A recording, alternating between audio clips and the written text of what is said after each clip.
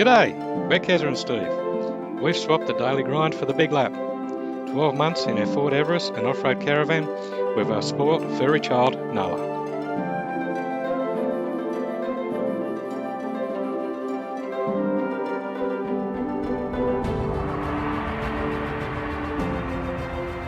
It's all about adventure before dementia.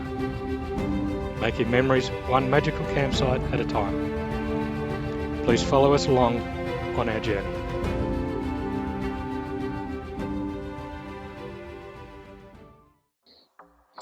In 2023, after hearing stories of many people not making it to retirement to fulfill their dreams, Karen and I decided we wanted to do a lap of Australia.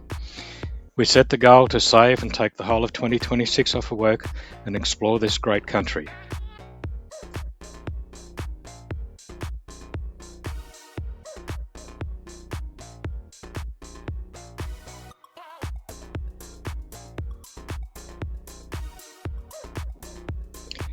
So we left our home in southern Canberra, and with the tears still streaming down Karen's face from saying goodbye to the 8 grandchildren and of course their parents, we headed out along the Monera Highway towards Cooma.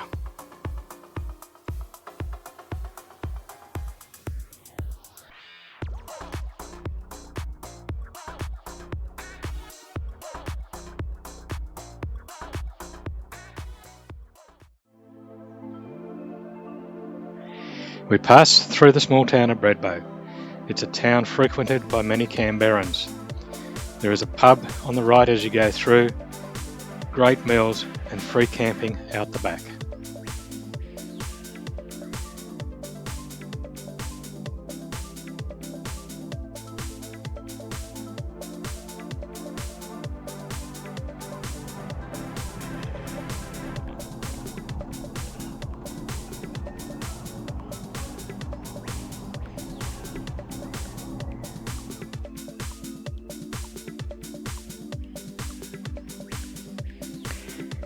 We then passed through the back roads of Cooma, a town known by many as the gateway to the Snowy Mountains.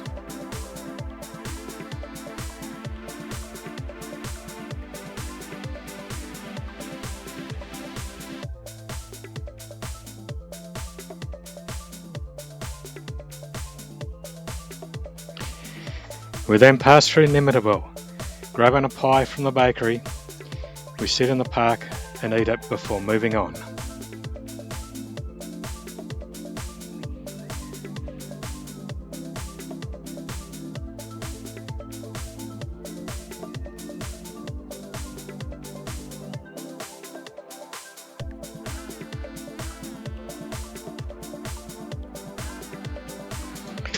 We then head to the Brown Mountain, a steep winding mountain pass linking New South Wales coast with the Monera and Canberra region.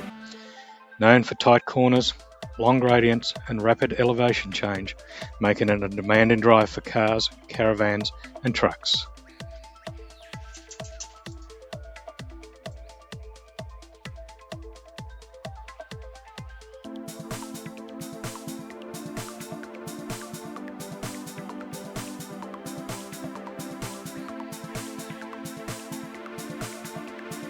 Going through Bamboka, we resist the temptation to call into the famous Bamboka pie shop.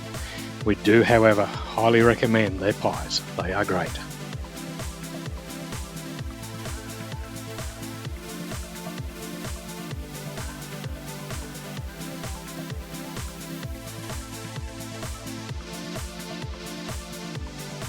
After 3 hours of driving, we arrived at the first camp of our big lap.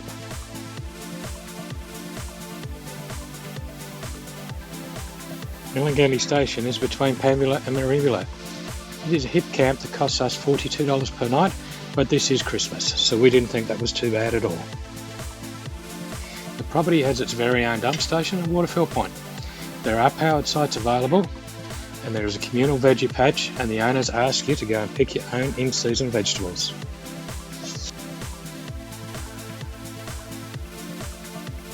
This is a great place to stay, and if you are in the area, we do recommend it.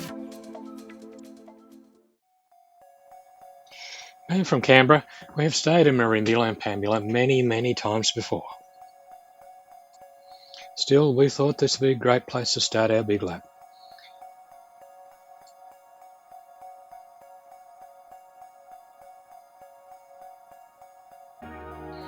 The beaches here are stunning.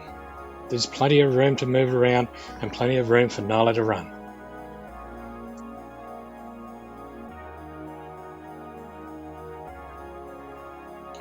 We strolled along the beach and we watched some of the surfers doing their stuff out in the ocean.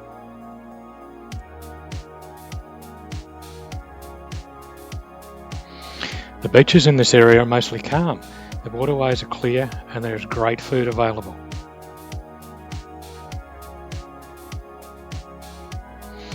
We walked some very easy coastal walks and there was plenty of wildlife to watch along the way. Merimbula can be very busy this time of year. It is a family-friendly location and a great place to unwind.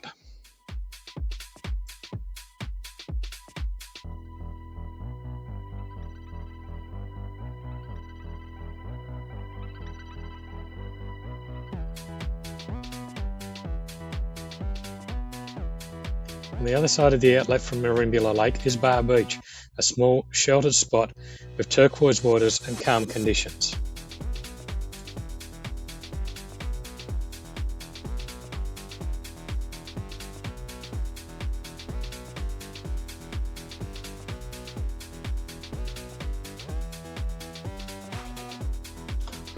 From Merimbula, it was an easy drive to Bermagui, a small coastal town on the northern edge of the Sapphire coast.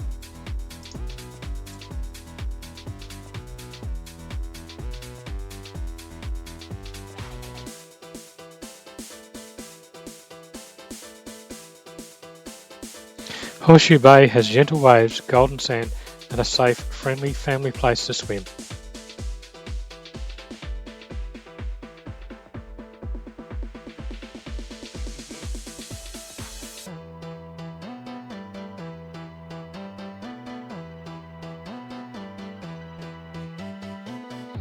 Bermagui Harbour is the Sapphire Coast's most stunning. The water is usually calm and glassy, reflecting the boats and the surrounding headlands. It is the launch point for Bermagui's famous deep sea fishing.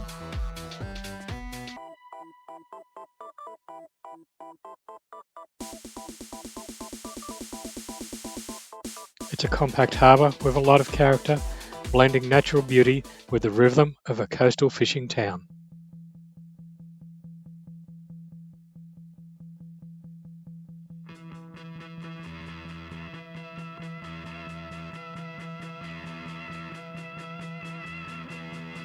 Tathra Beach stretches along a wide, open curve of golden sand backed by low sand dunes and bushland. The water is clear with a gentle shore break most days, making it popular for swimming, long walks and beginner-friendly surfing. At the northern end, the historic Tathra Wharf sits above the deep blue water. Tathra Wharf is one of the Sapphire Coast's most recognisable landmarks, stretching out over the deep, clear water. Built in the 1860s, it's the last remaining deep-sea timber wharf on Australia's east coast.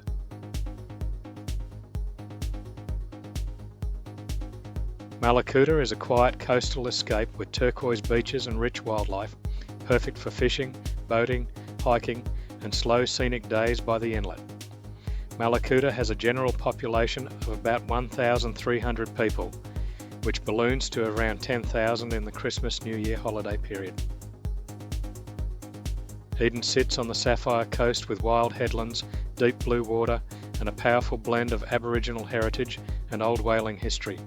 Its sheltered harbour, pristine beaches, coastal trails and world-class whale encounters make it a strikingly dramatic seaside escape.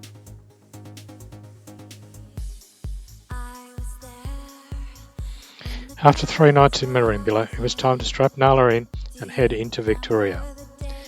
We stop at Lake's entrance for lunch, taking in the stunning views.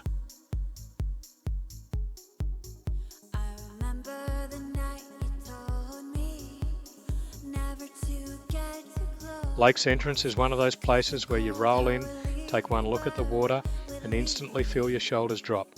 It's a chill little coastal town where everything revolves around the lakes, the beach, and whatever the weather's doing that day.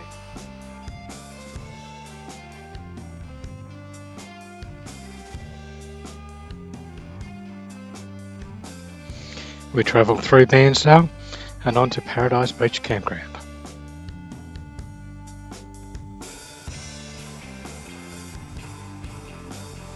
Paradise Beach Campground is managed by Vic Parks. The cost was just $17.50 per night. We could only manage 3 nights on Site 9, so we booked another 3 nights on Site 6.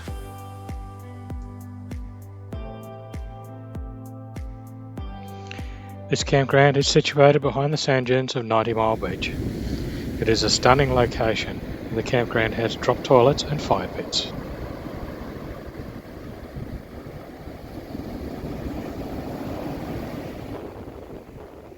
We really loved 90 Mile Beach.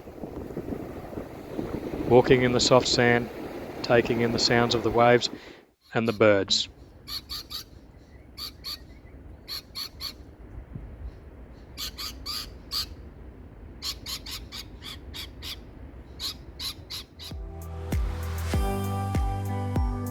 We seemed to have the beach almost always to ourselves.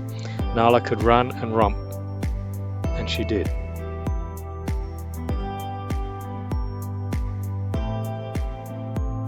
The Trinculo shipwreck rests mostly hidden along 90 Mile Beach, its skeletal iron frames emerging from shifting sand like the remains of a long-forgotten beast. Driven ashore in an 1879 storm, the wreck now offers a haunting, photogenic reminder of Gippsland's wild coastline and its turbulent maritime past.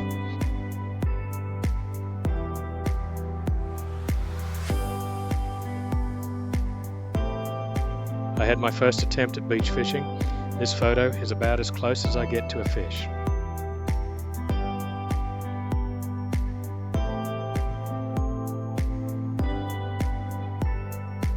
On New Year's Day, we decided to take in a movie.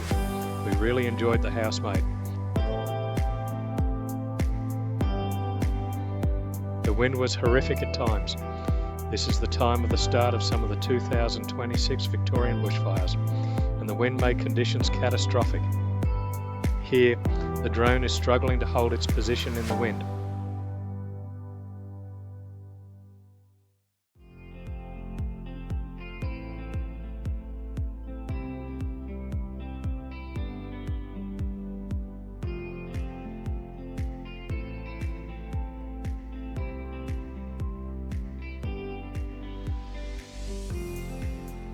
Walking along the beach settles you in a way nothing else does.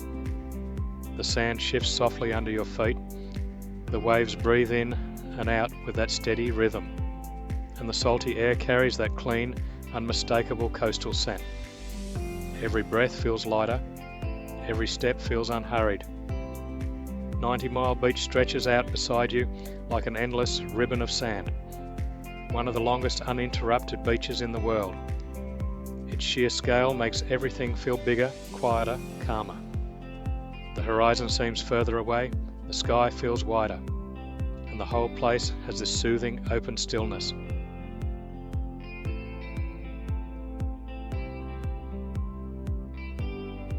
Meanwhile, Nala is in her element, sprinting ahead, skidding through the sand, chasing the ball with absolute joy. Her excitement lifts the whole moment, turning a peaceful walk into something warm and alive. The ocean hums, the breeze softens, and the world feels exactly right. We drove out to Loch Sport. Loch Sport stretches along a thin strip of land where calm lake water meets the wild sweep of 90 Mile Beach. The town blends quiet bushland, wide open sand, and easygoing lakeside living. With boating on Lake Victoria, surf just over the dunes, and wildlife wandering through the Lakes National Park, it feels like a peaceful pocket of Gippsland made for slowing down.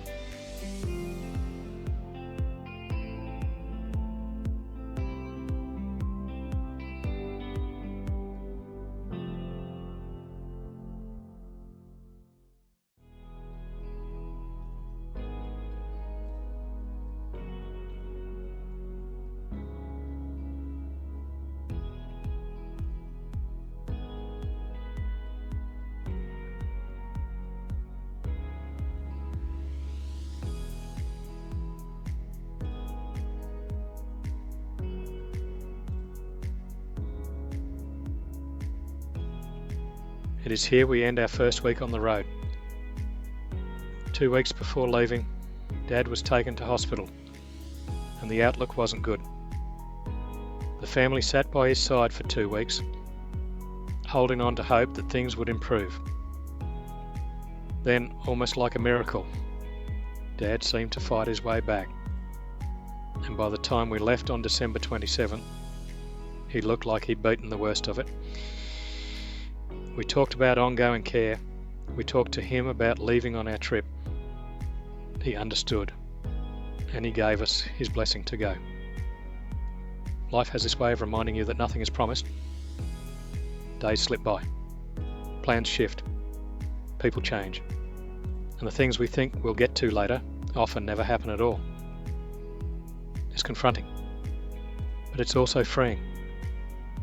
When you stop assuming you'll always have more time, the present becomes sharper, richer, more meaningful. There's a quiet courage in choosing to live now, not waiting for the perfect moment, not saving joy for some future version of yourself, not putting off the things that matter. Because the truth is, the perfect moment rarely arrives. Life is short, unpredictable, and sometimes messy. And that's exactly why the small decisions, to say yes, to try, to go, to love, to explore, carry so much weight. When you lean into the present, you stop living in someday and start living in the only place life actually happens. And that shift, that choice to not wait, is where the good stuff begins. And now, we learn that Dad has gone downhill and has been placed on end-of-life care. We decided to return home, to be with the family at this time. Not a difficult decision. Returning home to care for loved ones is a choice that comes from the heart. Life is unpredictable, and being there when family needs support matters more than anything else. If you enjoyed this episode, hit like, subscribe, and stay with us for the next chapter. Thanks for being part of the story. Cheers for now, Keza and Steve.